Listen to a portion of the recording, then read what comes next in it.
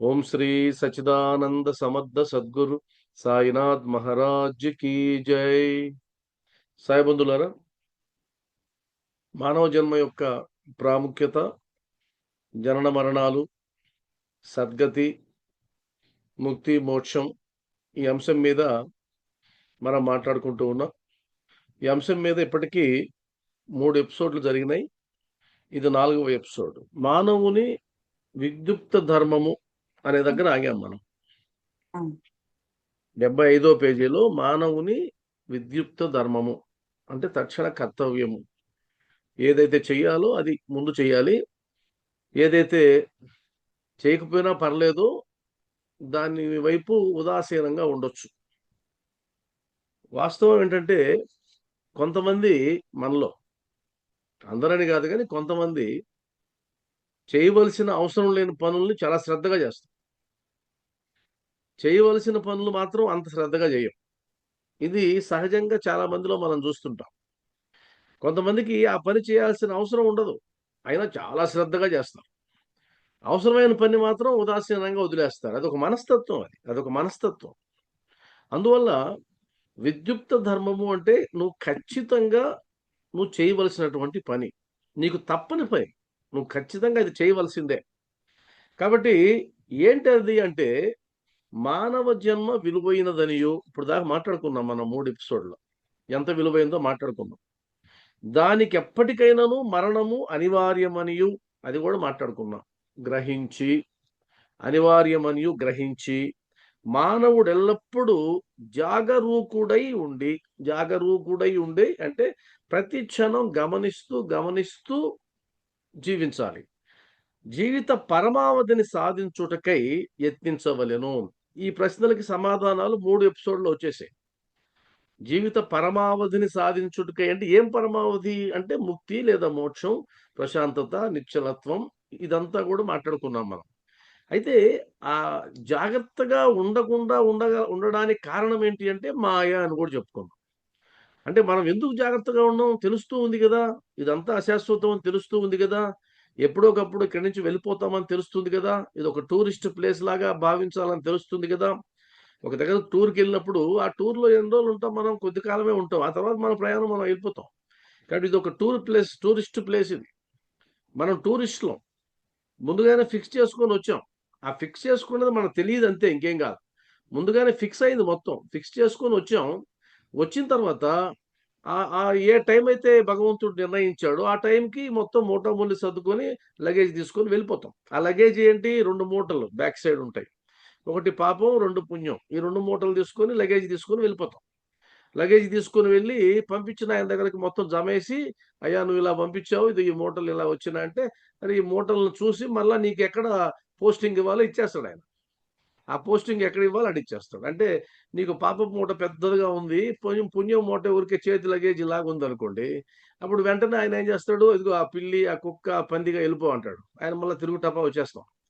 లేదు పుణ్యం మూట పెద్దగా ఉంది, పాపం మూట చిన్నగా ఉందంటే, ఇదిగో నీకొక ఉత్తమ జన్మిచ్చాను, లేదా బ్రాహ్మణ జన్మిచ్చాను, లేదా పలానా కోటీశ్వరుల కుటుంబంలో నీకు జన్మనిచ్చాను వెళ్ళిపో. ఆ పాపం చేసింది కాబట్టి ఆ చిన్న చిన్న కష్టాలు పడుతూ ఉండని చెప్పి పంపించేస్తాడు. కాబట్టి ఇది అప్ అండ్ డౌన్ టూరిస్ట్ మనం. అప్ అండ్ డౌన్ మాట్లాడేసుకొని వెళ్తుంటాం కదా! టూరిస్ట్ ప్లేస్‌కి. అలా టూరిస్టులుగా మనం వచ్చేసాం. కాబట్టి ఏమాత్రమును అశ్రద్ధ గాని, ఆలస్యము గాని చేయరాదు. ఏమాత్రము అశ్రద్ధ గాని, ఆలస్యము గాని చేయడానికి వీల్లేదు. ఎందుకు అంటే, ఒకసారి పోతే వచ్చేది గాదిది. ఒకసారి పోతే వచ్చేది గాదు. ఆ వచ్చినా గూడా నీకు తెలీదు ఎక్కడికొచ్చావో గూడా. కాబట్టి ఎప్పుడైనా సరే జీవించేటువంటి ప్రతి క్షణాన్ని ఆస్వాదిస్తూ, జీవించేటువంటి ప్రతి క్షణాన్ని మనం పరిశీలన చేసుకుంటూ, ఆత్మ పరిశీలన చేసుకుంటూ జీవించడమే మనకున్నటువంటి కర్తవ్యం. ఎందుకంటే కొన్ని మన చేతుల్లో లేవు. కొన్ని మన చేతుల్లో లేవు. ఉండే అవకాశం గూడా లేదు. అందుకనే గదా! ఒక పదాన్ని పెట్టేసుకున్నాం మనం. ఏమని? నిమిత్త మాత్రులం. మనం నిమిత్త మాత్రులం అని పెట్టేసుకున్నాం. కాబట్టి మనకు కొన్నిటి మీద అధికారం లేదు గాబట్టి, అధికారం లేని వాటి గురించి ఎందుకు ఊరికే ఆలోచించడం? కాబట్టి వదిలేసాం. అయితే మనం జేయాల్సిన పనేంటి అంటే, మనం జాగ్రత్తగా ఉండడమే. అంతకు మించి ఏమి లేదు. మనం జాగ్రత్తగా ఉండడం వరకే మనం చేయగలం. అంతకు మించి చేసే అవకాశం గూడా ఏమీ లేదు. కాబట్టి త్వరలో దానిని సంపాదించుటకు యత్నించవలెను. దేనిని అంటే ఆ జీవిత పరమార్థాన్ని ఏదైతే ఉందో దాన్ని మనం సాధించడానికి యత్నించవలెను అని చెప్తూ ఉపమానాలు చెప్తారు. ఉపమానాలు తమాషాగా ఉంటాయి. ఆడేమో గంభీరమైన సబ్జెక్టు పైన, కింద ఉపమానాలు ఎలా ఉంటాయో చూడండి ఆ పారాగ్రాఫ్‌లో. భార్య చనిపోయిన వాడు రెండవ భార్య కొరకెంత ఆతురత పడునో, భార్య చనిపోయిన వాడు రెండవ భార్య కోసం ఎంత ఆతృత పడతాడో, అదేవిధంగా తప్పిపోయిన యువరాజుకై చక్రవర్తి ఎంతగా వెదక యత్నించునో. ఈ 2 ఉదాహరణలు. భార్య చనిపోయిన వాడు రెండో భార్య కోసం ఆహ్, ఎలా తపన పడతాడో ఆ విధంగా అంట. యువరాజు తప్పిపోతే మహారాజు ఏ విధంగా అయితే వెతుకులాడిస్తాడో ఆ విధంగా అన్నమాట. కాబట్టి ఆ విధంగా విసుగు, విరామము లేక రాత్రింబవళ్ళు కృషి చేసి ఆత్మ సాక్షాత్కారమును సంపాదించవలెను. కాబట్టి ఇది చాలా తక్కువగానే ఉంది ఎగ్జాంపుల్. అంత గంభీరంగా ఏమి లేదది. ఎందుకంటే భార్య చనిపోయిన వాడు రెండో భార్య కోసం యత్నించడం ఎలా యత్నిస్తాడో అంటే దాన్ని అంత జనరలైజ్ చేశారు. అంటే అప్పట్లో అలా ఉందేమో. అప్పట్లో ఆ కాలంలో అంటే ఈ సచ్చరిత్ర రాయబడినప్పుడు గాని, లేదా గనూజీ గారు రాసినప్పుడు గాని అలా ఉందేమో సొసైటీ. మా మొదటి భార్య చనిపోతే ఎప్పుడెప్పుడు రెండో పెళ్లి చేసుకుందామని ఆతృత పడతాడేమో. ఇప్పుడేమి అంత అనిపించదు. అందులో ఆధ్యాత్మిక మార్గంలో ఉండేవారికి అలా ఏమి అనిపించదు. జీవితాలని త్యాగం చేసిన వాళ్ళు ఎంతో మంది ఉన్నారు. చిన్న వయసులో భార్య చనిపోయినా జీవితాన్ని కుటుంబం కోసమే త్యాగం చేసిన వాళ్ళున్నారు. భర్త చనిపోతే అసలు సమస్య లేదు. దాని గురించి ఆలోచనే లేదు. చిన్న వయసులో భర్త చనిపోతే ఆమె సొంతం కోసంగా లేదా ఆమె స్వప్రయోజనం కోసంగా, ఆమె సొంత సుఖం కోసంగా ఆమె ఏదో ఎంపర్లాడినట్టు ఎక్కడ కూడా మనం చూడలేం కొన్ని ఉదాహరణలు. ఎక్కడో ఒకటి అలా ఉండొచ్చు. అది మనం నెగ్లిజిబుల్. కాబట్టి బద్ధకమును, అలసటను, కునుకుపాట్లను దూరమునర్చి అహోరాత్రములు ఆత్మయందే ధ్యానము నిలుపవలెను. ఇక్కడ 2 పదాలు. సోమరితనము, బద్ధకము అంటే సోమరితనం, అలసత్వం అంటే కునుకుపాట్లను. అంటే ఏముందిలేబ్బా అని అంటాం మన మామూలు భాషలో. ఏముందిలే ఏదో చేస్తూ ఉంటాం, పోతూ ఉంటాం. ఇదో పెద్ద విశేషమా అని అంటుంటాం గదా! అలా కాకుండా ఉదాసీనంగా కాకుండా అంటే అదొక ఏదో జరిగిపోతుంటుందిలే అనేది గాకుండా కాస్త ఎరుకతో చేయాలనేటువంటి ఉద్దేశ్యం ఇక్కడ. కాస్త ఎరుకతో. అంటే ఏముందిలే అనుకోకుండా, ఉదాసీనంగా అనుకోకుండా, ఏదో జరిగిపోతుందిలే అనుకోకుండా, తస్మాత్ జాగ్రత్త అంటుంటాం గదా! అలా అనుకుని ఎరుకతో మనం ముందుకెళ్ళాలి అనేది ఇక్కడ ఉద్దేశ్యం. ఎరుకుతో ముందుకు వెళ్ళాలి. ఎరుకుతో ముందుకు వెళ్ళి మనం ఆ జీవిత పరమార్థాన్ని సాధించాలి. జీవిత పరమార్థాన్ని సాధించడానికి అంతకు మించినటువంటిది లేదు. జీవిత పరమార్థాన్ని సాధించడానికి అంతకు మించి నీకు అవకాశం రాదు. మరలా వస్తుందో రాదో తెలీదు. వస్తే ఎక్కడ చేరుతావో తెలీదు. ఎక్కడికెళ్తావో గూడా తెలీదు. కాబట్టి ఉన్నదేదో ఉన్నది. ఏదో మంచి జేసి మనం మానవ జన్మకి వచ్చాం. మానవ శరీరాన్ని పొందాం. ఈ జన్మను పొందాం. దుర్లభమైనటువంటి జన్మను పొందిన తర్వాత ఉదాసీనంగా వ్యవహరించవద్దు. ఉదాసీనంగా ప్రవర్తించవద్దు. అలసత్వం ప్రదర్శించవద్దు. బద్ధకము వద్దు. సోమరితనం వద్దు. ఉన్నంతలో మనం ఎప్పుడెప్పుడు మనం సాధన చేద్దామా? ఎప్పుడెప్పుడు దైవానికి దగ్గరవుదామా? ఎప్పుడెప్పుడు ఆధ్యాత్మిక చింతన చేద్దామా? అనేటువంటిది ప్రధాన అజెండాగా ఉండాలి. ప్రయారిటీ అంటాం. ప్రయారిటీ. అలా ప్రయారిటీ చేసేటప్పుడు నీ ధర్మాన్ని మర్చిపోకూడదు మరల. నీ ధర్మం ఏంటి? గృహస్థు ధర్మం అనుకోండి. గృహస్థు ధర్మంలో నువ్వు ఉన్నప్పుడు, గృహస్థు ధర్మాన్ని మరిచిపోయి ఆధ్యాత్మిక సాధన చేయమని ఎక్కడా లేదు. నీ ధర్మాన్ని నువ్వు నిర్వర్తిస్తూ, నీ కర్తవ్యాన్ని నువ్వు నిర్వర్తిస్తూ, ఆ కర్తవ్య సాధనలోనే, ఆ బాధ్యతల నిర్వహణలోనే ఇది గూడా నీకొక ధర్మంగా భావించి ముందుకెళ్ళాలి. జీవిత పరమార్థాన్ని సాధించడం గూడా అదొక నీ కర్తవ్యం. ఇప్పుడు కుటుంబాన్ని ఏ విధంగా అయితే చూసుకుంటామో, అదే విధంగా ఈ పారమార్థ సాధన గూడా నువ్వు అలా చేయాల్సినటువంటి అవసరం ఉంది. కాబట్టి ఈ మాత్రము చేయలేనిచో మనము పశుప్రాయులమగుదుము. ఈ మాత్రము చేయలేనిచో. అంటే ఈ మాత్రం సాధన చేయకపోతే నీకు పశువుకి పెద్ద తేడా ఉండదని చాలా అందంగా జెప్పారు. చాలా అందంగా ఈ మాత్రము చేయలేనిచో మనము పశుప్రాయులమగుదుము. ఎంత అద్భుతమైన ముగింపో చూడండి. ఆ సబ్జెక్ట్ ముగింపు మనం పశువుల్లాగా ఉండాలి అంటే ఉన్నాము అంటే అర్థం ఏంటంటే, జీవిత పరమార్థాన్ని తెలుసుకోకుండా, జీవిత పరమార్థ సాధనకై కృషి చేయకుండా, ఆ మార్గంలో ప్రయాణించకుండా, అభ్యాసం చేయకుండా, ఆత్మ పరిశీలన చేయకుండా ముందుకెళ్ళినట్లయితే మనకు పశువుకి పెద్ద తేడా ఏమీ ఉండదు. 2 ఒకటే. కాబట్టి పశుప్రాయులుగా జీవించడమా?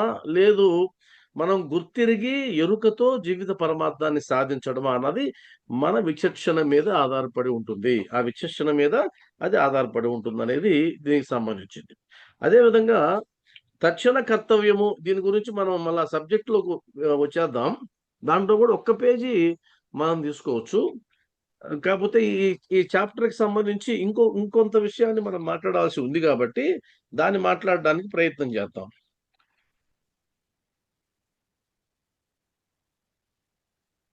మీరు మరలా 31వ అధ్యాయం తీయండి. మీ దగ్గర సచ్చరిత్రలు ఎంతమంది దగ్గరున్నాయి? కాస్త చూపిస్తారా?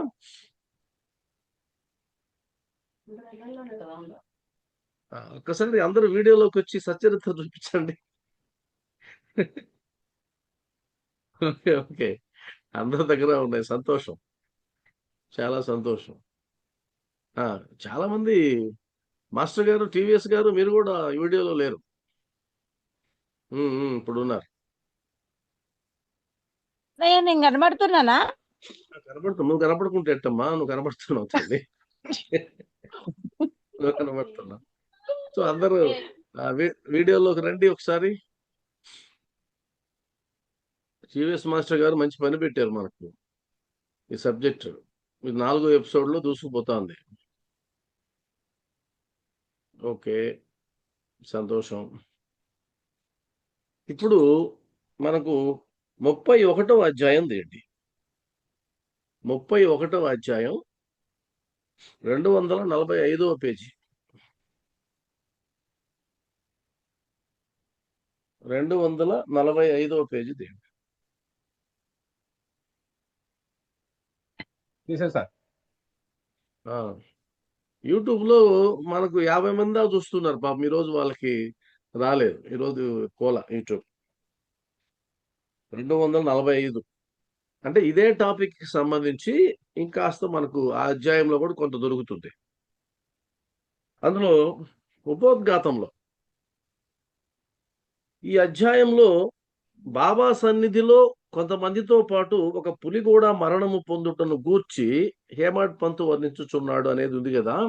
దాన్ని మీరు మన ఉపోద్ఘాతం వరకు మాట్లాడుకుంటే జననము మనం నిర్ణయించలేం. మళ్ళా బాగా దాన్ని బాగా వివరంగా గుర్తుపెట్టుకోండి. జననాన్ని మనం నిర్ణయించలేమంటే అర్థం ఏంటంటే, ఎక్కడ పుట్టాలి, ఎవరికి పుట్టాలి అనేది మనకు సంబంధం లేని విషయం అది. అది భగవంతుడి నిర్ణయం. అదే విధంగా ఎలా మరణించాలి గూడా వాస్తవానికి మనకు సంబంధం లేని విషయం అది. కానీ మన చేతుల్లో కొంతుంది. ఆ ఉన్న కొంతేంటో తెలుసుకోవడమే ఇప్పుడు మనం జేసేది. అంటే ఎప్పుడు ఈ శరీరాన్ని విడిచిపెట్టి వెళ్తామో, ఏ సమయంలో వెళ్తామో తెలీదు. కానీ నువ్వు ఏ సమయంలో వెళ్ళినా ప్రిపేర్డ్‌గా ఉండడం ఇది మన మన చేతుల్లో ఉంది. పుట్టుక మన చేతుల్లో లేదు. ఎక్కడైనా పుట్టొచ్చు. కానీ పుట్టిన తర్వాత ఏ పరిస్థితుల్లో అయితే నువ్వు పుట్టావో అదే పరిస్థితుల్లో కొనసాగాల్సిన అవసరం లేదు. దాన్ని నువ్వు మార్చుకోవచ్చు. స్వయం శక్తితో మార్చుకోవచ్చు. అది కూడా భగవంతుడి అనుగ్రహమే. పుట్టేటప్పుడు నీ పూర్వజన్మ కర్మానుసారంగా పేదరికంలో పుట్టావనుకుందాం. పేదరికంలో పుట్టినంత మాత్రాన ఆ పేదరికంలోనే నువ్వు చనిపోవాల్సిన అవసరం లేదు. నువ్వు స్వశక్తి చేత, భగవంతుని అనుగ్రహం చేత నువ్వు ఆ ఉన్న స్థితి నుంచి ఉన్నత స్థితికి వెళ్ళేందుకు కూడా ఒక అవకాశం ఉంది. ఇప్పుడు ఉదాహరణకి అవకాశాలు లేని పక్షంలో ఇంక సాధనలెందుకు? ఇంక పారాయణ ఎందుకు? ఇంక భగవంతుని మందిరాలకు వెళ్ళడం ఎందుకు? భజనలు చేయడం ఎందుకు? అసలెందుకు ఇదంతా? ఏవండీ ఏం మారేది లేదండి. మీరెలా వచ్చారో అలా ఉండాల్సిందే అంటే గనక ఇదంతా అనవసరం గదా! మరి ఇదంతా ఎందుకు అంటే మన స్థితిని మార్చుకోవడానికి. మనం ఏ స్థితిలో అయితే ఉన్నామో ఆ స్థితి నుంచి మనం బయటపడాలి. వృద్ధిలోకి రావాలి. పురోగమనం సాధించాలి.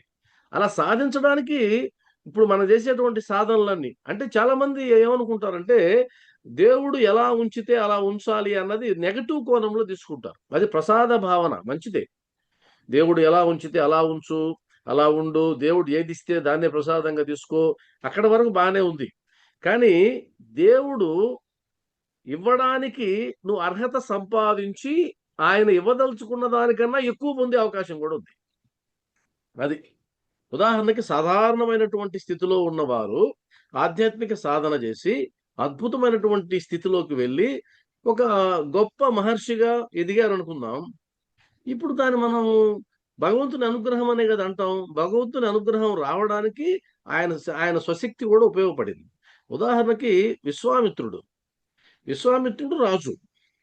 ఆయన పుట్టుకెక్కడ రాజుగా పుట్టాడు, క్షత్రియుడిగా పుట్టాడు. ఆ తర్వాత గోమాత కాడ వశిష్ఠుడితో విభేదాలు వచ్చాయి. వశిష్ఠుడి దగ్గరికి వెళ్ళాడు. ఆయన ఆ గోమాత యొక్క వరప్రసాదం వల్ల వేలాది మంది సైన్యానికి ఆయన భోజనం సరఫరా చేయగలిగినాడు. క్షణకాలంలో భోజనాలు వచ్చాయి. విశ్వామిత్రుడికి అర్థం కాలేదు, ఎలా వచ్చింది ఇంతమందికి సైన్యానికి, ఎలా భోజనం పెట్టగలిగాడు ఈయన అని. అంటే అప్పుడు ఆరాధించాడు. ఎలా సాధ్యమైందంటే అక్కడ గోమాత ఉందండి, ఆమె ఐరావతం యొక్క పిల్ల వారసురాలు. ఐరావతం ఉంది కదా, క్షీరసాగర మదనం అప్పుడు ఐరావతం వచ్చింది కదా, ఐరావతానికి సంబంధించి కామధేను. కామధేను, ఐరావతం అంటే ఏనుగు. కామధేను వచ్చింది కదా, ఆ కామధేనుకి వారసురాలు ఈమె. కాబట్టి ఆ కామధేను వల్ల ఇది సాధ్యమైందని చెప్పినప్పుడు ఆయన అంటాడు, ఇలాంటి గోవు నా దగ్గర కదా ఉండాలి రాజుగా, ఈయన ముని దగ్గర ఉంటే ఏం ప్రయోజనం అని ఆయన అడుగుతాడు. ఆయన ఇవ్వడు. ఆయన బలవంతంగా తీసుకెళ్లాలని ప్రయత్నం చేస్తాడు. సరే, వశిష్ఠుడు ఆయన్ని ఓడిస్తాడు. అప్పుడు ఆయనలో కక్ష పెరుగుతుంది. పెరిగి నేను ఎలాగైనా సరే ఈ బ్రాహ్మణత్వాన్ని, ఈ బ్రహ్మత్వాన్ని సాధించాలి అని ఆయన పుట్టినదేమో క్షత్రియుడుగా, ఆయన సాధించి బ్రహ్మర్షి అయినాడు కదా. అంటే అర్థమైంది, మారాడు. మార్పు అనేది సాధ్యమైంది. మరి బోయవాడుగా పుట్టాడు వాల్మీకి. బోయవాడుగా, దారి దోపిడీలు చేసుకునేవాడిగా మారాడు లేదా? మార్పు వచ్చింది. రామాయణాన్ని రచించాడు. ఇలా చూసుకుంటూ వెళ్తే మనం ఏ స్థితిలో జన్మించామో ఆ స్థితిలోనే ఉండాల్సిన అవసరం లేదని మనకు చరిత్రలు చెప్తా ఉన్నాయి, ఆధ్యాత్మిక గ్రంథాలు చెప్తున్నాయి. మారుతుంది, మార్చుకోవచ్చు. ఆ మార్పు కోసమే నువ్వు సాధన చేయాలి, అనుగ్రహాన్ని సంపాదించాలి.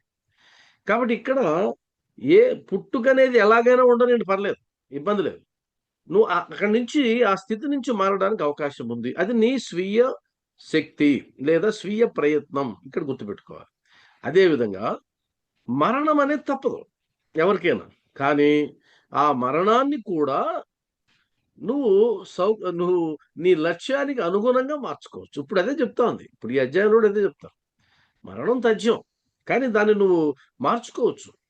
ఆ మరణం అన్నది నీ మానవ జన్మ సార్థకతకు నువ్వు చేరువ చేసుకొని సార్థకత పొందొచ్చు. కాబట్టి ఈ రెండింటిని గుర్తుపెట్టుకోండి. పుట్టుక ఎక్కడ మనకు సంబంధం లే, చావు ఎక్కడా మనకు సంబంధం లే, కానీ మార్చుకునే అవకాశం అయితే ఉంది. కానీ చూడండి, ఇక్కడ మరణకాలము ఈ పారాగ్రాఫ్ లో మనస్సునందున్న కోరిక గాని ఆలోచన గాని ఆ వ్యక్తి భవిష్యత్తును నిర్ణయించును. కాబట్టి మరణం తథ్యం ఎవరికైనా, కానీ ఉత్తర జన్మ, రాబోయేటువంటి జన్మ ఏదైతే ఉందో, లేదా జన్మ లేకపోవడం, రెండు, జన్మ ఉండడం, జన్మ లేకపోవడం, ఈ రెండు కూడా దేనిని బట్టి నిర్ణయించబడుతుంది అంటే ఆ వ్యక్తి నిర్ణయించుకునే అవకాశం ఉంది. ఆ వ్యక్తికి అవకాశం ఉంది, స్వేచ్ఛ ఉంది. ఎలా అది చెప్తాడు.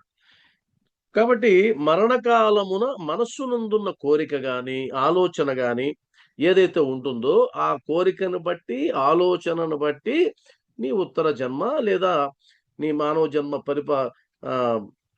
పరమార్థాన్ని చేరుకుంటావా లేదన్నది, ముక్తి మోక్షం అన్నది నిర్ణయించబడుతుంది అని చెప్తూ భగవద్గీత 8వ అధ్యాయమున 5-6 శ్లోకములలో శ్రీకృష్ణుడు ఇట్లు చెప్పి ఉన్నాడు. భగవద్గీత 8వ అధ్యాయం అంటే అక్షర పరబ్రహ్మ యోగం.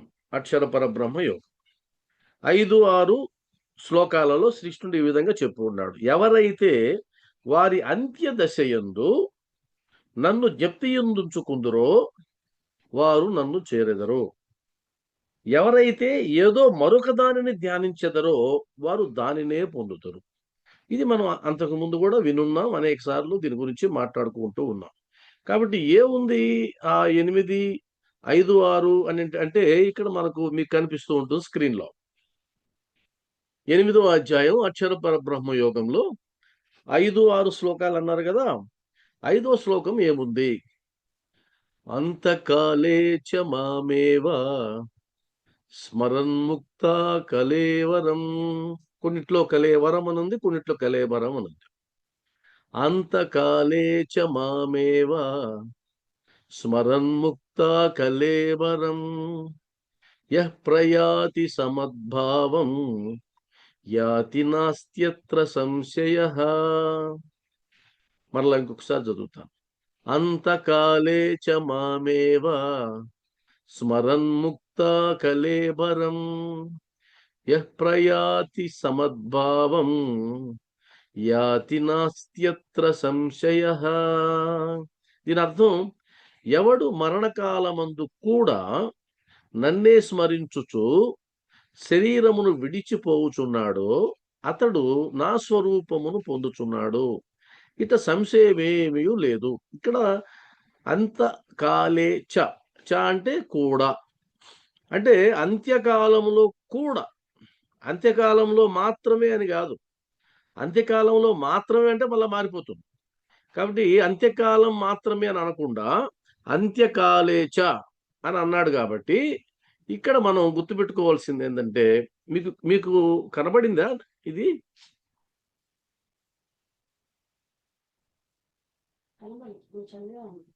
ఇంతేనా? లేదు సాయి, మీరు చూపించలేదు. మీకు కనబడలేదా? షేర్ ఏం చేయలేదు. మీరు చూపించలేదు. కనిపించలేదు షేర్ కృష్ణ. చేయండి. ఓకే ఓకే ఓకే, ఒక్క నిమిషం.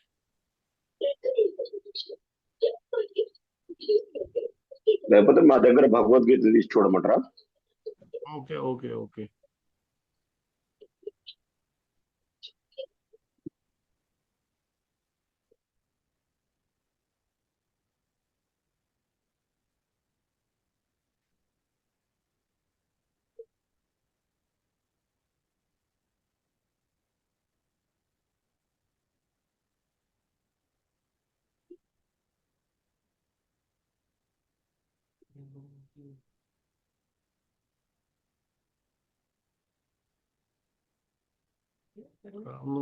ఆ, ఎక్కువ రోజులు వాడకపోతే ఇలా ఉంటది.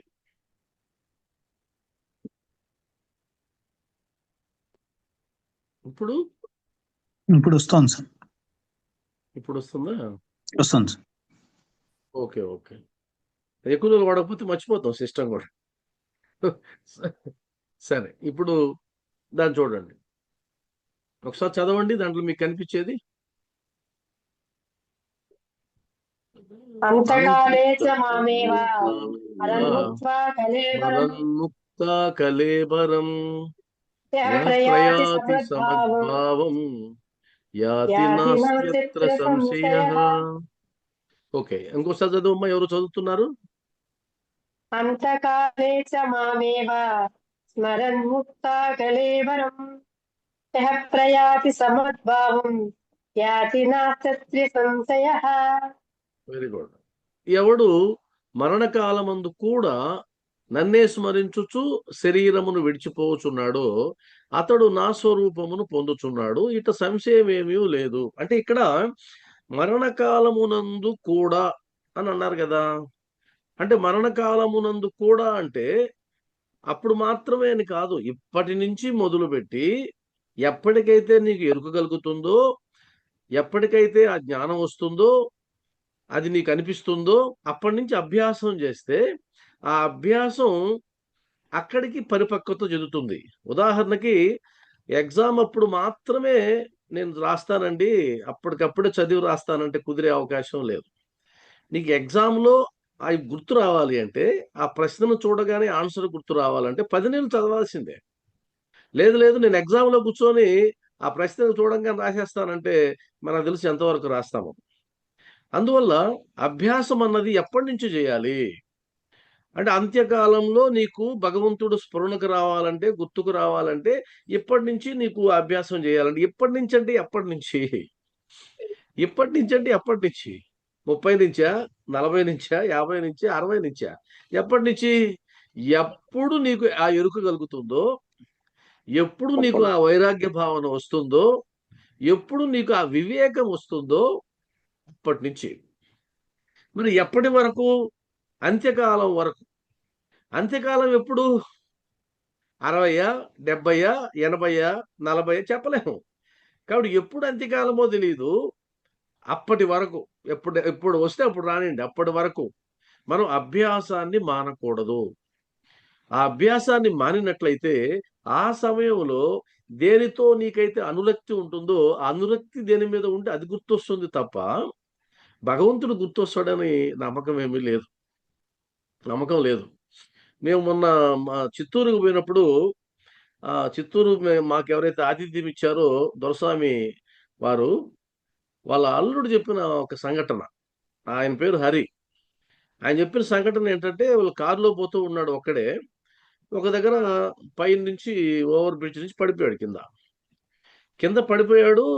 అది బాగా నుజ్జు అయిపోయింది కారు. అందులో ఉన్నాడు ఈయన. ఆయనకు ఒక్కటే గుర్తుంది. ఆ పడ్డప్పుడు బాబా అని కేకేశాడు. అదొక్కటి గుర్తుంది. ఇంకేం గుర్తులేదు. ఆ తర్వాత ఎవరో వచ్చారు. యాక్సిడెంట్ అయింది అనుకున్నారు కానీ మనిషి ఉన్నాడని తెలియదు. ఆ తర్వాత ఎవరో ఎవరైతే ఇతను యాక్సిడెంట్ కారణమైనాడో ఆ యాక్సిడెంట్ కారణమైన వ్యక్తే ఇంకొక సెంటర్కి వెళ్ళి ఆ జంక్షన్ లో ఆపి, అయ్యా ఒక యాక్సిడెంట్ అయింది, కారు అది కింద పడిపోయింది, ఒకసారి ఎవరన్నా వెళ్ళి సహాయం చేయండి అని చెప్పి వెళ్ళాడు. అది ఆయన చేసిన మేలు. ఎవరైతే గుద్దాడో అతనే చెప్పి వెళ్ళాడట. ఈలోగా వచ్చారు. ఆయన బతికి లేడు అనుకున్నారు. ఆ తర్వాత మూలుగులు వినిపించిన తర్వాత బయట తీశారు. కాపాడారు. ఆయనకేమి దెబ్బ తగలలేదు. అసలు కంప్లీట్ దెబ్బ తగలలేదు. నాకు యాక్సిడెంట్ అయినప్పుడు ఎలా జరిగిందో మిరాకిల్, అదే జరిగింది ఆయన విషయంలో కూడా. సేమ్ అదే విధంగా ఒక్క వెంట్రుక వాసి కూడా గీసుకోకుండా అందులో నుంచి బయటకు వచ్చాడు. అంటే ఇప్పుడు ఆ యాక్సిడెంట్ జరిగినప్పుడు ఆ ఆపద వచ్చేసిందని తెలిసిన తర్వాత అరవాలనిపించింది కదా. అరవాలనిపించినప్పుడు బాబా అని ఎందుకు అరిచాడు? మామూలుగా అయితే అమ్మ అంటాం మనం. అమ్మ అని అరుస్తాం. సహజంగా ఎవరైనా అమ్మ అని అరుస్తారు. బాబా అని ఎందుకు అరిచాడు అంటే, ఆయన నిరంతరం బాబా వారి స్మరణలోనే ఉండడం అలవాటు కాబట్టి ఆయనకు ఆపద వచ్చినప్పుడు కూడా ఆ పిలిపే గుర్తొచ్చింది. ఇది ప్రాక్టీస్ అంటే. దీన్నే మనం అభ్యాసం అంటాం. కాబట్టి ఏదైతే నువ్వు నిరంతరం ప్రాక్టీస్ చేస్తూ ఉంటావో అలా ఆ ప్రాక్టీస్ చేస్తున్నదే నీకు పదే పదే గుర్తొస్తూ ఉంటుంది. ఉదాహరణకి రోజంతా ఏదైతే మాట్లాడావో మీరు కళ్ళు మూసుకొని నిద్రపోవాలని ట్రై చేయండి, అదే గుర్తొస్తుంది. ఆ రోజు రాత్రంతా ఏదైతే మాట్లాడావో ఉదయాన్నే నిద్ర లేయంగానే చూడండి, ఆ మాట్లాడిన విషయాల్లో ఏదో ఒకటి నీకు గుర్తొస్తుంది. కాబట్టి ఏదైతే నిరంతరం నీ మనసులో నీ ఇంద్రియాలకు పని పెడతావో అవి రిపీటెడ్‌గా గుర్తొస్తూ ఉంటాయి. అది సహజమైనటువంటి విషయం. అందువల్ల నీకు అంత్యకాలంలో గనక భగవంతుడు గుర్తు రావాలి అంటే ఇప్పటి నుంచే నువ్వు అభ్యాసం చేయాలి. ఎందుకు గుర్తు రావాలి అంటే సూత్రం ఏం చెప్తుందంటే, నువ్వు అంత్యకాలంలో నన్ను గనక స్మరిస్తే నా సన్నిధికి వస్తావు. నువ్వు దేన్ని స్మరిస్తావో అలా వెళ్ళిపోతావు. నువ్వు దేన్ని స్మరిస్తే అలా మారిపోతావు. నన్నే స్మరిస్తే నాలాగా మారిపోతావు. నా స్వరూపాన్ని పొందుతావు. నా సన్నిధానాన్ని పొందుతావు. ఇది భగవద్గీతలో మనకిచ్చినటువంటి అభ్యాసం. ఇది ఐదవ శ్లోకం. 6వ శ్లోకం ఏం చెప్తుంది చూడండి. యం యం వాపి స్మరన్ భావం త్యజత్యంతే కలేబరం తం తమేవైతి కౌంతేయ సదా తద్భావ భావితః. యం యం వాపి స్మరన్ భావం త్యజత్యంతే కలేబరం తం తమేవైతి కౌంతేయ సదా తద్భావ భావితః. అర్జున, ఎవడు మరణకాలమున ఏ భావమును లేదా ఏ రూపమును చింతించుచు దేహమును వీడునో అట్టి భావము యొక్క స్మరణచే కలిగిన సంస్కారము కలిగి ఉండుట వలన ఆయా రూపమును పొందుచున్నాడు. దీని అర్థం కూడా అదే. నువ్వు చివరి దశలో నీ భావన ఎలా ఉంటుందో లేదా ఏ రూపం నీ కళ్ళ ముందు కదలాడుతూ ఉంటుందో ఆ భావాన్ని నువ్వు స్మరించినందువల్ల అదే సంస్కారం కలిగి ఆ సంస్కారం అనుగుణంగానే నీకు మరలా ఇంకొక జన్మ అనేది వస్తుంది. ఆ రూపాన్ని నువ్వు పొందుతావు. దీనికి భాగవతంలో 2 కథలు చెప్తారు. ఇంతకుముందు కూడా మనం చెప్పుకున్నట్టు గుర్తు నాకు.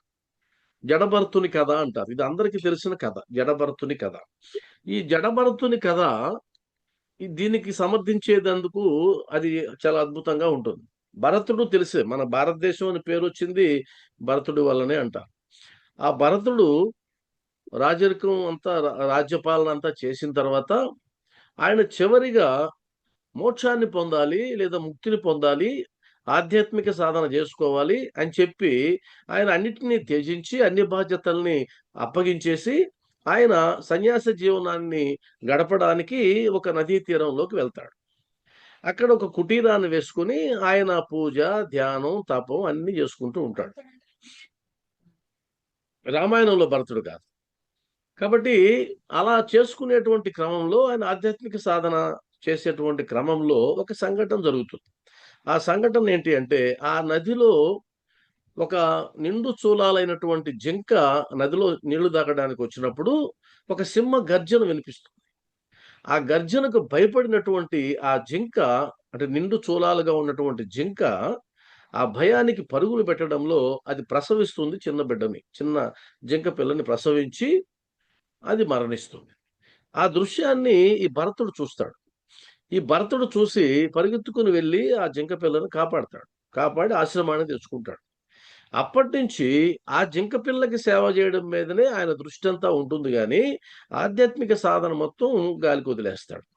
ఆ రోజు నుంచి ధ్యానం లేదు, పూజ లేదు, తపం లేదు, ఏమీ లేదు, నామస్మరణ కూడా లేదు.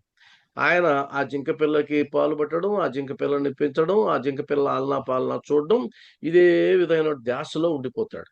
ఒకానొక సందర్భంలో ఆ జింక మీద బాగా ప్రేమ ముదిరిపోయినటువంటి ఆ సందర్భంలో ఆ జింక పిల్ల కనిపించకుండా పోతుంది. దాని మీద వేదనతో ఆ జింక పిల్లనే స్మరిస్తూ, స్మరిస్తూ, స్మరిస్తూ ఆయన మరణిస్తాడు. వచ్చింది ఏం పని మీద? ఆయన పరమార్థాన్ని సాధించే పని మీద. మొత్తం మారిపోయింది. అలా మారిపోయి ఆ జింక పిల్ల మీద ఉండేటువంటి ఆ బెంగతో ఆయన మరణించినందువల్ల, దాన్నే, ఆ స్వరూపాన్ని చూస్తూ ఉన్నందువల్ల మరలా జింకగా పుడతాడు. ఇది దీని అర్థం. నువ్వు ఏ స్మరణతో మరణిస్తే అదే రూపాన్ని నువ్వు పొందుతావు. మరలా జింకగా పుట్టిన తర్వాత ఆయన అదృష్టం కొద్దీ ఆయనకి పూర్వజన్మ యొక్క స్మృతి ఉంటుంది. ఆ పూర్వజన్మ స్మృతి వచ్చింది కాబట్టి, అరేరే నేను పొరపాటు చేశాను. నేను ఏ ఉద్దేశంతో అయితే నేను అక్కడికెళ్ళి కుటీరాన్ని వేసుకొని ఒక పారమార్థిక లక్ష్యం కోసం వచ్చానో అది పూర్తిగా నాశనమైంది. కాబట్టి ఈ జన్మలో ఇంక తప్పు చేయకూడదు అని, అది మునుల ఆశ్రమాల చుట్టూ తిరుగుతూ, ఆ మునుల ఆశ్రమాల కాడ వింటూ, వాళ్ళు పలికేటువంటి అద్భుతమైనటువంటి ఆ మాటలు, నామాన్ని వింటూ, వింటూ అది మరలా మరణిస్తుంది. అలా మరణించిన తర్వాత మరలా ఇంకొక జన్మ ఎత్తుతుంది. అక్కడ కూడా భరతుడు. అప్పుడు జడ భరతుడు అని పేరు వస్తుంది. 3వ జన్మలో ఆయనకు ఆ పేరు. ఎందుకు అంటే, ఈ జన్మను నేను వృధా చేయకూడదు, ఈ జన్మను నేను ఉపయోగించుకోవాలి అని చెప్పి ఆయన సాంగత్యాన్ని విడిచిపెట్టి ఎవరితో మాట్లాడకుండా ఆయన ఎప్పుడు ధ్యానంలో ఉండిపోతాడు. కదలను కూడా కదలడు. అందుకే జడభరతుడు అని పేరు వస్తుంది ఆయనకి. కుటుంబంలో ఉండి కూడా అన్నదమ్ములు అందరూ అవహేళన చేస్తున్నా కూడా, వీడు మోగవాడా, చెవిటివాడా అని అవహేళన చేస్తున్నా ఆయన ఏం పట్టించుకోడు. అలా పట్టించుకోకుండా ఈ జన్మలో నేను తరించాలి అని ఆయన అలా తీర్మానించుకొని జీవిస్తూ ఉంటాడు. ఆ తర్వాత చాలా స్టోరీ ఉంటుంది. ఎందుకంటే ఆయన అనేక అవమానాలు పడి, తల్లిదండ్రుల దగ్గర, అన్నదమ్ముల దగ్గర అవమానాలు పడి, చివరికి ఆయన ఒక రాజుగారి పల్లకి మోసేటప్పుడు అప్పుడు మొదటిసారిగా ఆయన మాట్లాడతాడు. మాట్లాడి అద్భుతమైనటువంటి ఆత్మజ్ఞానాన్ని ఆ రాజుగారికి అందించి, ఆ తర్వాత తన జీవితాన్ని పారమార్థిక లక్ష్యం వైపు నడిపింపజేసుకొని ఆయన సార్థకత పొందుతాడు. అంటే ఒక లక్ష్యాన్ని సాధించడానికి 3 జన్మలు ఎత్తాల్సొచ్చింది. అలా 3 జన్మలు ఎత్తడానికి కారణం ఏంటి అంటే, ఆయన ఇందాక బాబావారు చెప్పారు గదా! అలసత్వము, బద్ధకము, సోమరితనము, నిర్లక్ష్యము అవి చేస్తే ఇలానే ఉంటది. ఇక్కడ బాబావారు చెప్పిన సత్యదత్తులు చెప్పినటువంటి తస్మాత్ జాగ్రత్త అనే ఉద్దేశంతో చెప్పారు గదా! మీరు ఏమాత్రం పొరపాటు చేసినా, అశ్రద్ధ చేసినా జన్మ వృధా అయిపోతుంది అని చెప్పిన దానికి ఉదాహరణగా ఆయన ఒక జన్మను వృధా చేసుకొని, ఏదో పూర్వజన్మ పుణ్యఫలం కొద్దీ స్మృతి వచ్చింది కాబట్టి మరలా ఇంకో జన్మ ఎత్తగలిగినాడు. అదే విధంగా సత్యదత్తుల్లో కూడా మనకు ఒక్కొక్క భక్తురాలి విషయంలో చెప్పాడు బాబావారు. ఈ జన్మలో ఇది, ఆ జన్మలో అది, అలా చెప్పుకుంటూ వచ్చాడు గదా! అలా చెప్పినటువంటివన్నీ కూడా మంచి జన్మలే వచ్చాయి. ఎక్కడా కూడా చెన్నబసప్ప వీరభద్రప్ప కథలో తప్ప మిగతా కొన్ని జన్మలు చెప్పినప్పుడు ఈ జన్మలో ఆవు, తర్వాత శత్రుని భార్య అలా చెప్పుకుంటూ వచ్చాడు కదా, అది కూడా మనం తర్వాత పరిశీలిద్దాం. కాబట్టి ఈ 2 శ్లోకాల అర్థం జడభరతుని కథ. ఇంకొకటి ఉంది భాగవతంలో అజామిలుని కథ. అది కూడా అద్భుతమైన కథ, అజామిలుని కథ. ఈ పెద్ద పెద్ద కథలు ఇవి. నేను మనకు క్లుప్తంగా చెప్పుకుంటూ వస్తున్నా. అజామిలుని కథ ఏంటంటే, ఆయన ఒక బ్రాహ్మణ కుటుంబంలో పుడతాడు, అజామిలుడు అనేటువంటి వాడు. పుట్టి బ్రహ్మాండంగా ఆయన వైదిక కర్మలన్నీ చేస్తూ, ఆయన పూజ పునస్కారాలు చేస్తూ, పెళ్లి చేసుకొని మంచి ఇల్లాళ్ళతో కాపురం చేసుకుంటూ ఆనందంగా గడుపుతూ ఉంటాడు. అలా ఆనందంగా గడిపేటువంటి క్రమంలో ఒకసారి పూజా వస్తువుల కోసం, సామగ్రి కోసం, దర్పల కోసం, వాటి కోసం ఒక అడవిలోకి వెళ్తాడు అజామిలుడు. అడవిలోకి వెళ్తే అక్కడ ఒక వేశ్యను చూస్తాడు. వేశ్య ఇంకొకరితో ఆమె రతిక్రీడలో ఉన్నటువంటి దృశ్యాన్ని చూస్తాడు. చూసి ఈయన మనసు ఆ వేశ్య మీదకి వెళ్తుంది. ఇది పూర్వజన్మ ప్రారంధం అంటే అలా ఉంటుంది.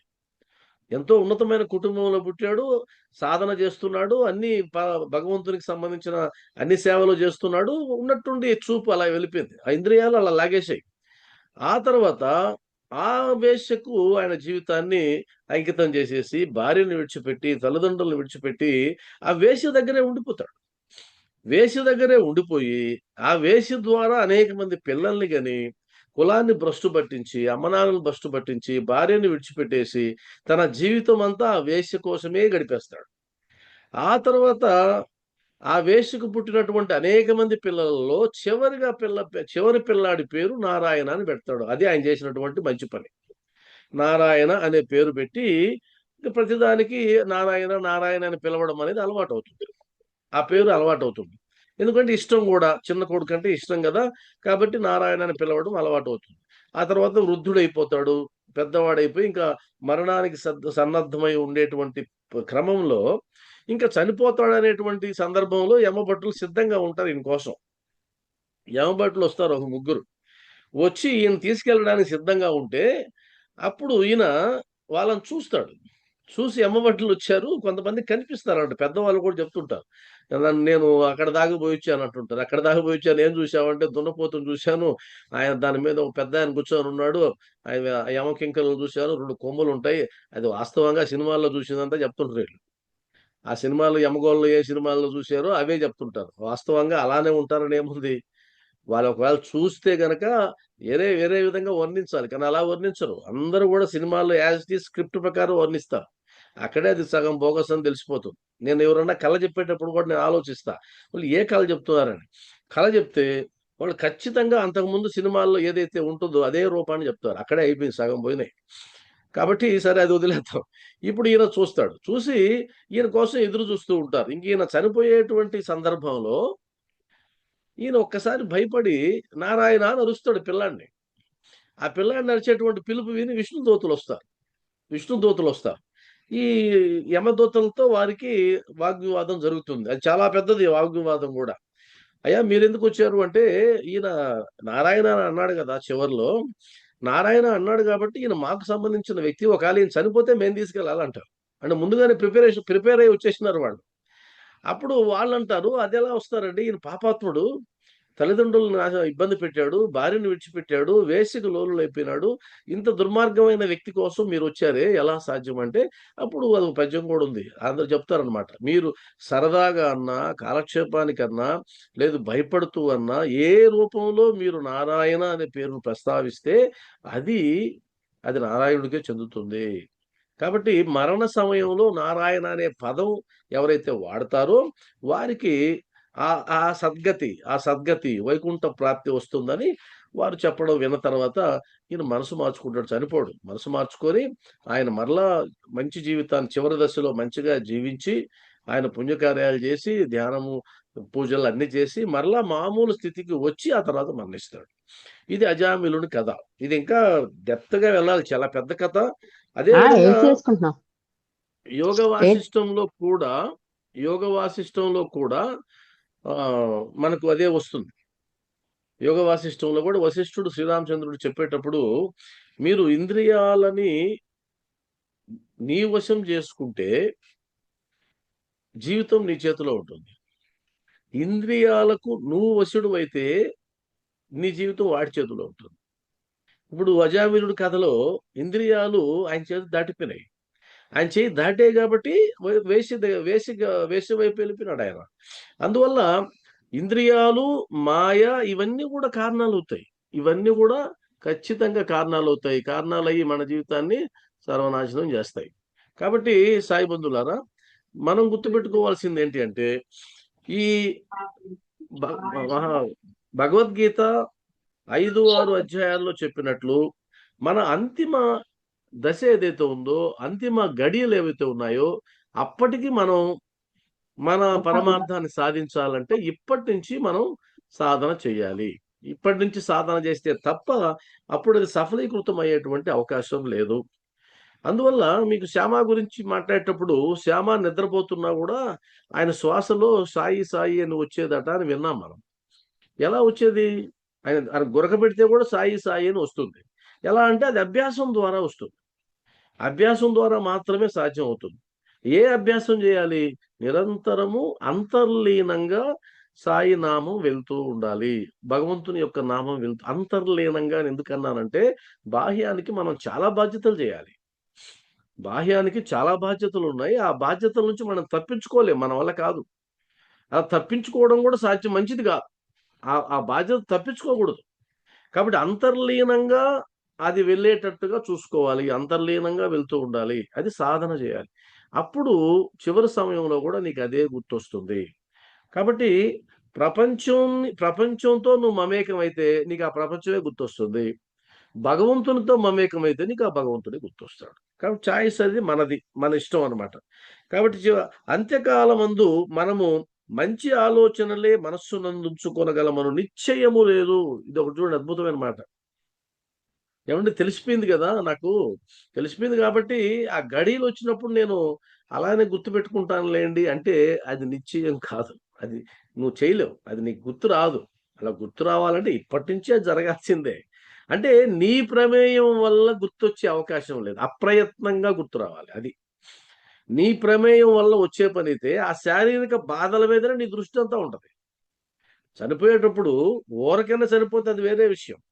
నీకు శరీరం శుష్కించి అవసాన దశ వచ్చి మంచం మీద పడి ఇంకొకరి మీద ఆధారపడి అలాంటి జీవితం వచ్చిందనుకోండి, ఇప్పుడు నీ మనసు భగవంతుని మీద కంటే కూడా నీ శారీరక ఇబ్బందుల మీదనే ఉంటది మనసంతా.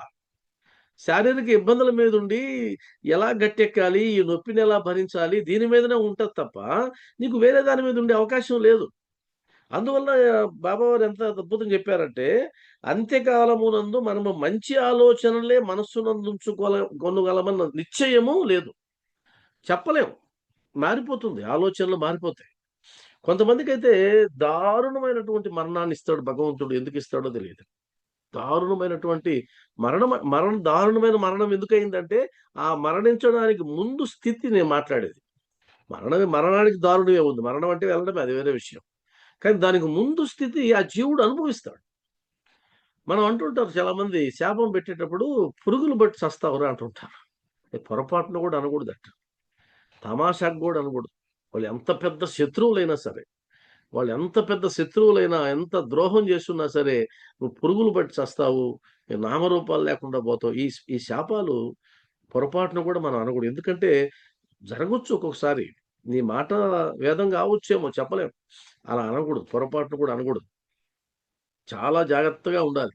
ఎందుకంటే ప్రతి మనిషిని ఎక్కడ కౌంట్ చేస్తాము అంటే, వారి యొక్క జీవన విధానాన్ని ఎలా జీవించారన్నదాన్ని కౌంట్ చేయడానికి అంతిమ కాలమే నిర్ణయం. అంతిమ దశలోనే నిర్ణయం అవుతుంది. ఎలా జీవించాడు, పుణ్యాలు చేశాడా, పాపాలు చేశాడా, ఎవరైనా ఇబ్బంది పెట్టాడా, ఇదంతా ఎక్కడ నిర్ణయించబడుతుందంటే చివరిలో తెలుస్తుంది లెక్క. ఇప్పుడు మొత్తం హోటల్కి వెళ్ళామనుకోండి, మీరు వెంటనే దోశ ఆర్డర్ ఇచ్చారు.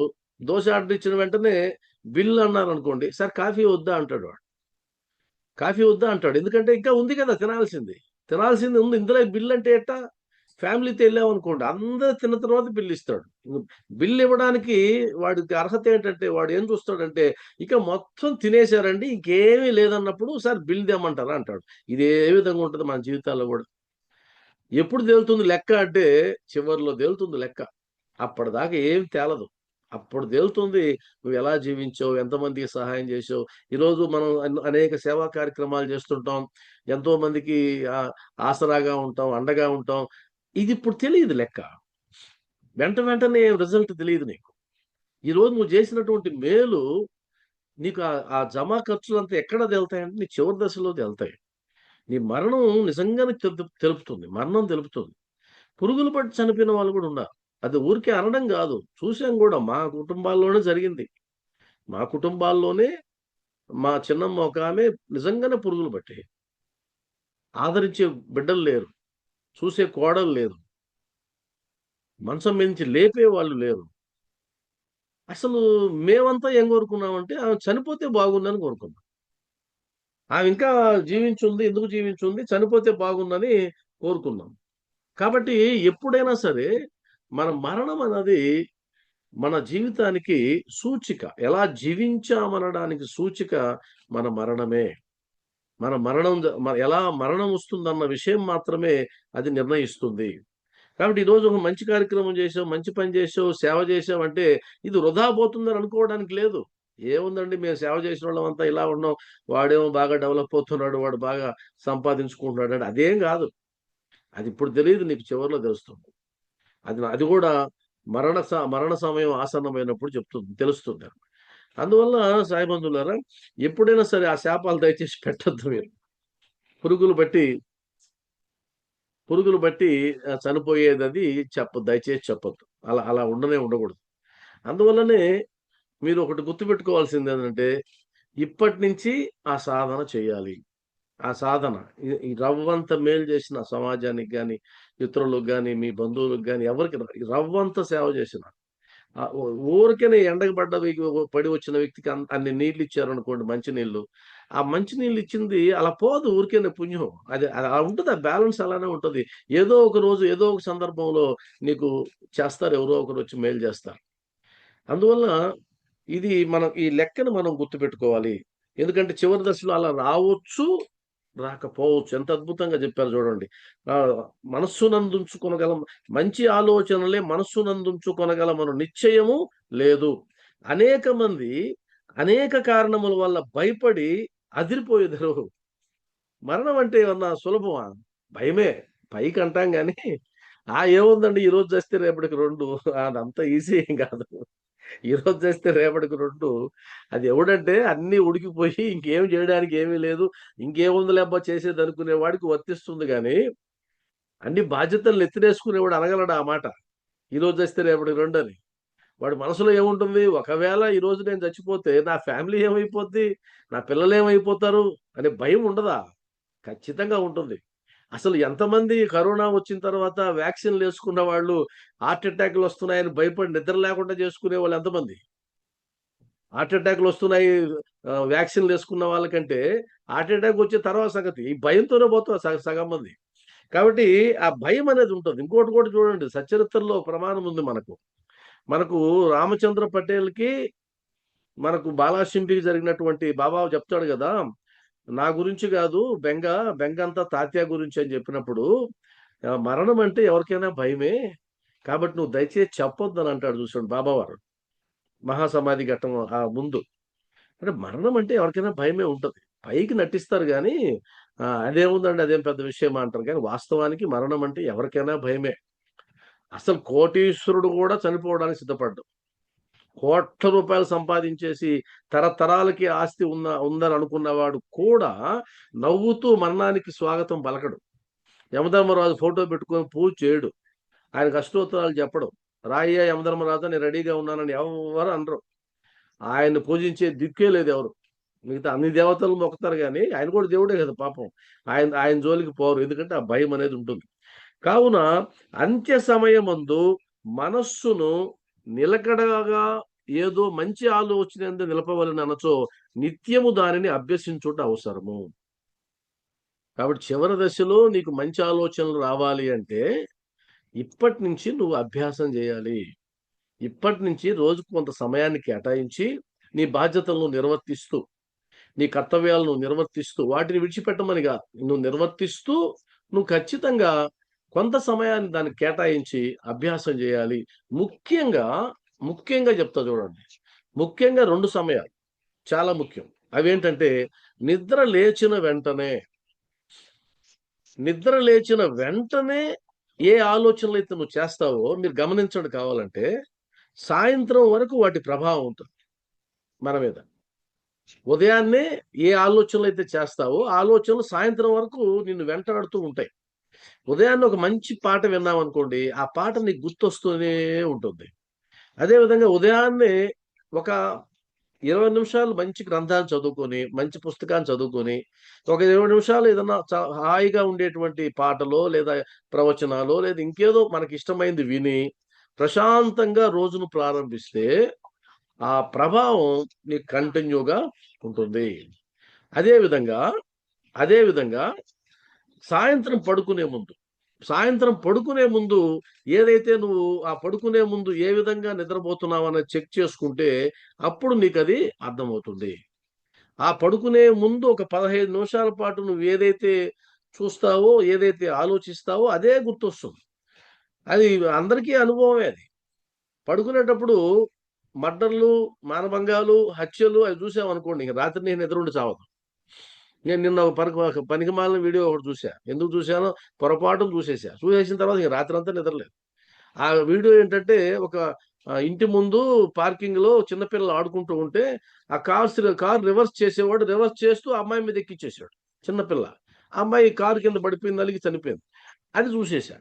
అది ఎప్పుడైతే చూసానో పడుకునే ముందు, ఇంక రాత్రంతా నాకు నిద్ర లేదు. కంప్లీట్ నాకు అదే ఆలోచన, అదే ఆలోచన. అయ్యో! ఎందుకు చూసానా? దారుణమైన వీడియో ఇలా ఉంటుంది. ఇది మనం గుర్తుపెట్టుకోవాలి.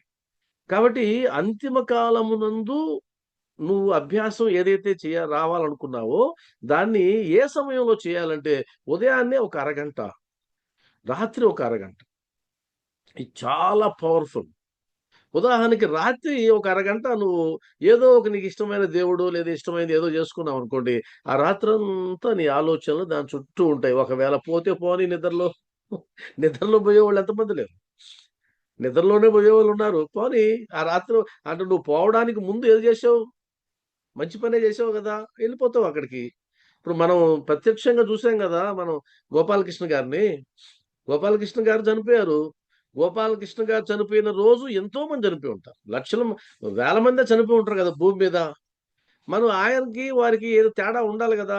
ఆయన 4 రోజుల పాటు సాయినామాన్ని చూస్తూ సాయిబాబాని స్మరణ చేస్తూ, సాయినామాన్ని వింటూ అదే ఆలోచనతో మాట్లాడుకుంటూ రైలులో గూడా ఆయన ఎళ్ళిపోయినాడు. ఇప్పుడు ఈ సూత్రాన్ని అప్లై చేసి చూడండి. ఇప్పుడు ఎక్కడికెళ్ళుంటాడు గోపాలకృష్ణ గారు? 100% సాయిలో ఐక్యమైపోయి ఉంటాడు. సాయిలో లీనమైపోయి ఉంటాడు. ఎందుకంటే ఆయన అంతిమ ఘడియలు అలా గడిచాయి. ఆయన అంతిమ ఘడియలు అలా గడిచాయి గాబట్టి, ఆయన ఖచ్చితంగా ఆడికే వెళ్ళుంటాడు. ఇంకొకరి దగ్గరికి వెళ్ళే అవకాశమే లేదు. ఎందుకంటే ఆయనకు కుటుంబము గుర్తులేదు. ఆయనకి బాధ్యతలు గుర్తులేవు. 4 రోజుల పాటు ఏమీ గుర్తులేవు బాబా తప్ప. అందులో చూడండి ఉదాహరణకి ఇప్పుడు నరేష్ ఉన్నాడు మన గ్రూప్‌లో. నిన్న పెట్టారు. నరేష్‌కి 43 42 ఎన్నొచ్చాయి నరేష్ నీకు? Sir 43 sir. 43 మార్కులొచ్చాయి. ఇంకెవరో హైమానా? హేమానా? ఉన్నారమ్మా మీరు లైన్‌లో? హేమ ఉన్నారా? మన హైదరాబాద్ హైమ గాదు. ఇంకొక ఆమె 42, 43 వచ్చిందని చెప్పారు. ఉన్నారా ఎవరన్నా? అమ్మ 40 దాటి వచ్చిన వాళ్ళు ఎవరున్నారు ఇక్కడ మనకు? ఇప్పుడు మీరున్న వాళ్ళల్లో 40 దాటి వచ్చిన వాళ్ళు ఎంతమంది ఉన్నారు? ఇక్కడ. ఇప్పుడు మన దగ్గర ఉన్న వాళ్ళు 40 దాటి వచ్చిన వాళ్ళు ఎంతమంది ఉన్నారు? మార్కులు. మొన్న షిరిడీ సంబంధించిన ఆ క్వెషన్ పేపర్ రాసిన వాళ్ళల్లో 40 దాటి వచ్చిన వాళ్ళు ఎవరైనా ఉన్నారా? నాకెవరో పెట్టారు. వాళ్ళు సాయి దీంట్లో వచ్చినట్లేదు. 42 ఎన్నో పెట్టారు. ఇక్కడ మీరు గమనించండి. ఇప్పుడు నరేష్ వచ్చున్నాడు అనుకుందాం. నరేష్ ఉన్నాడా? ఎక్కడ నరేష్? సార్ ఏం సార్ ఉన్నాను. వీడియోలో లేడా? ఓకే. ఉన్నాను సార్. నరేష్ వచ్చున్నాడు అనుకో. నరేష్‌ని కూడా పిలిచాను నేను. పిలిచాను కదా! రమ్మని. అవును సార్. అవును సార్. పిలిచాను. ఏదో కారణాలు రాలేకపోయాడు. నరేష్ వచ్చాడంటే ఇప్పుడు ఫస్ట్ ప్రైజ్ నరేష్‌కి పోయింది అనుకుందాం. అప్పుడు గోపాలకృష్ణకి రెండో ప్రైజ్ వస్తది. కానీ బాబా వారు ఎవరిని రానీయకుండా ఆపి, ఆయన మొదట నిలబెట్టాడు. ఆయన మొదట నిలబెట్టి నువ్వు ప్రథమ విజేతవి అనేటువంటి ఒక కోరికను తీర్చుకొని, ఇంకొక ఆయన ఉన్నాడు రెడ్డెప్ప అని. మన చిత్తూరులో మదనపల్లిలో ఉంటాడు రెడ్డెప్ప గారు. ఆయనకైతే 50కి 50 వస్తాయి. అందులో డౌటే లేదు. సందేహం అసలు కాస్త కూడా సందేహం ఉండదు. 50కి 50 వస్తాయి. నేను అరగంట ఇస్తే ఆయన 5 నిమిషాల్లో రాస్తాడు. 5 నిమిషాలు రాసేస్తాడు. ఎక్కడ తప్పుపోయే అవకాశమే ఉండదు. ఆయన రాలా. ఇలా కొంతమంది ఉన్నారు. అంటే ఇక్కడ బాబావారు ఆయన కోరికను తీర్చదలుచుకున్నాడు. ఆయన కోరికను తీర్చేశాడు. తీర్చేసి ప్రథమ విజేతగా నిలబెట్టి ఆయన జీవిత పరమార్థాన్ని ఆయన సన్నిధిలోనే ఆయన పూర్తి చేసుకునేటట్లుగా ఆయన తీర్మానం చేశాడు. ఇప్పుడు ఆ అధ్యాయం అంతా అదే. దాని అధ్యాయం అంతా మనం మాట్లాడుకోవడంలో ఉపోద్ఘాతంలో ఉన్నాం మనం. అంటే బాబా సముఖమున మరణించిన వారి గురించి ఆ అధ్యాయం అంతా ఉండేది. బాబా సముఖమున ఆయన సన్నిధిలో మరణించిన వారు. ఇక్కడ నా ఉద్దేశం ఏంటంటే, ఇప్పుడు ఆ అభ్యాసం చేయబట్టి కదా ఆయన ఆ రోజు అంత అద్భుతమైనటువంటి సద్గతిని పొందగలిగాడు గోపాలకృష్ణ గారు. ఆ అభ్యాసం ద్వారానే కదా. లేదంటే ఆ సమయాన్ని ఎవరు తప్పించి ఉండలేరు. ఆయన ఇంటి దగ్గర ఉన్నా అయిపోతుంది, ఇంకెక్కడ ఉన్నా ఆ సమయాన్ని తప్పించడం సాధ్యం కాదు. కానీ ఆ సమయం ఏ విధంగా ముడిపడింది, ఆ అంతిమ ప్రయాణం దేనితో ముడిపడింది అనేది కదా ప్రధానం. ఇక్కడ నాకు చాలా ఆనందం వేసిన విషయం ఏంటంటే, అది అందరికీ ఉంటది ఆ కోరిక. అది ఆయన సాధించుకున్నాడు అనేది నేను నమ్ముతున్నటువంటి విషయం. కాబట్టి నిరంతరమైన అభ్యాసం ఉన్నవారికి అంతిమ గడియల్లో భగవంతుడు స్ఫురణకు రారు అన్నది అబద్ధం. 100కి 100% వచ్చి తీరుతారు. అసలు అంతెందుకండి, నేను కొంతమంది నిజంగానే చూశాను. వారికి బాధ్యతలన్నీ పూర్తి చేసుకొని ప్రశాంతంగా బాబా నామస్మరణ మాత్రమే చేస్తూ జీవించే వాళ్ళు ఉన్నారు. అనేక మంది ఉన్నారు. బాబా నామస్మరణ తప్ప ఇంకోటి ఉండదు వాళ్ళకి. మరి వాళ్ళు ఎప్పుడు పోతే ఏముంది? ఇప్పుడు కాశీ ఉంది. కాశీలో మీరు కొద్దిసేపు అక్కడ నిలబడుకుంటే ఎంత మంది పార్థివ దేహాలు వెళ్తూ ఉంటాయో. రామ్ రామ్ సత్య హై, రామ్ రామ్ సత్య హై అని పోతా ఉంటాయి. అసలు సందే ఉండదు. అక్కడేం పెద్ద హంగామా కూడా ఏముండదు. ఊరికేనే ఒక పూలమాల ఒకటి వేసేసి పట్టుకొని పోతా ఉంటారండి. ఎక్కువ మంది కూడా ఎవరు ఉండరు. ఎక్కువ మంది ఎందుకు ఉండరు అంటే, బంధువులు అక్కడ ఆ కారణానికే అప్పగిచ్చేసి వెళ్ళిపోయి ఉంటారు. వాళ్ళ ఆశ్రమాలు ఉన్నాయి ఆడ. ఆశ్రమాలు ఏంటంటే వాళ్ళు చనిపోవడానికి సిద్ధపడి కాశీలో చనిపోవాలి, కాశీ విశ్వేశ్వరునిలో కలిసిపోవాలి, ఆ కైలాసానికి వెళ్ళిపోవాలనే ఉద్దేశంతో అక్కడ ఆశ్రమాలు ఉన్నాయి. ఆశ్రమంలో చేర్చే ఉద్దేశం ఏంటో తెలుసా? అక్కడ చనిపోవడం అంతే. అక్కడ చనిపోవడమే ఆశ్రమం. అది దాని ప్రధాన ఉద్దేశం చనిపోవడమే. అంటే చనిపోయేంత వరకు ఆడే ఉంటారు. చనిపోయిన తర్వాత ఇన్ఫర్మేషన్ ఇస్తారు బంధువులకి.